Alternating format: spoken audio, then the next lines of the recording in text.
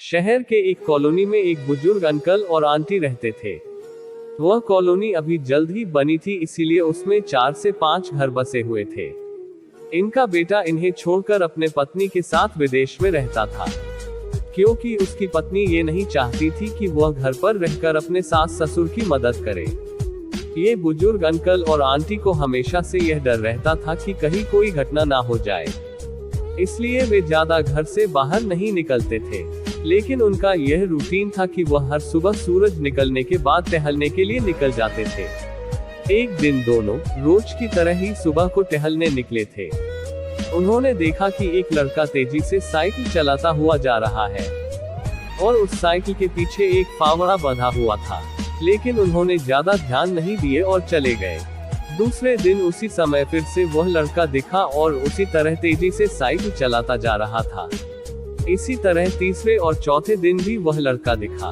5वें दिन आंटी जी ने अंकल जी से पूछा कि ये लड़का हर रोज सुबह इसी समय तेजी से साइकिल चलाते हुए जाता है। मुझे लगता है कि कुछ गड़बड़ है, कहीं ये लड़का कोई गलत काम करने तो नहीं जा रहा है। लेकिन अंकल जी ने कहा कि जा रहा होगा कहीं, हमसे क्या। परंतु आंटी जी बोली, हमको देखना चाहिए कि हमारे कॉलोनी में कोई गड़बड़ तो नहीं। अंकल जी बोले, ठीक है, अगले दिन हम इस लड़के का पीछा करेंगे और देखेंगे कि ये जा कहाँ रहा है। अगले दिन सुबह को फिर से वो लड़का तेजी से साइकिल चलाता हुआ निकला। उनके पीछे अंकल और आंटी जी भी गई। उन्होंने देखा कि थोड़ी दूर जाने के बाद वह लड़का एक पेड़ के पास साइकिल खड़ी कर दी। उसी पेड़ के पास थोड़ी सी खाली जमीन पड़ी थी और उसे वो खोदने लगा। अंकल और आंटी जी कुछ देर तक देखते रहे कि ये लड़का क्या कर रहा है, लेकिन लड़का जमीन खोदे जा रहा था। कुछ देर बाद उन्होंने लड़के से पूछा कि आप ये जमीन क्यों खोद रहे हो।